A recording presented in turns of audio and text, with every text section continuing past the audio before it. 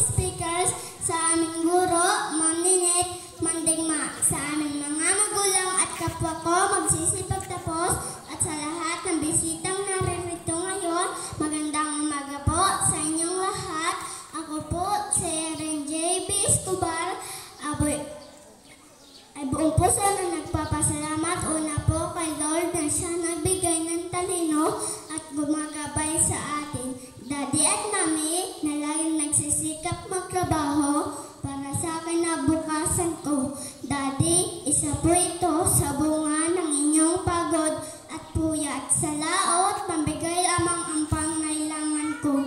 Tatay at Mami na lagyan dyan para ko intindihin, yadid at nanduin. Kay Lola Meng na laging nakasuporta sa akin, ay buong puso ko pong inaalay sa inyo ang matatanggap kong karangalan. Kay Ma'am Annette na wala pong simula, matyagang nagturo sa amin upang kami matutong magbilang, magsulat at magbasa. Salamat po Ma'am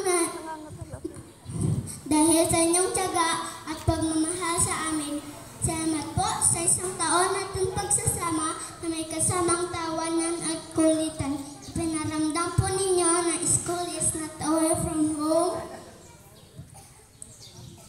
Kaya mga kapwa ko, mga bata, nawa tayong lahat ay magpagtapos ng pag-aaral dahil tayong kabataan ng pag-asa ng bayan. Daddy at Mami at mga magulang, kayo po ang tunay na star.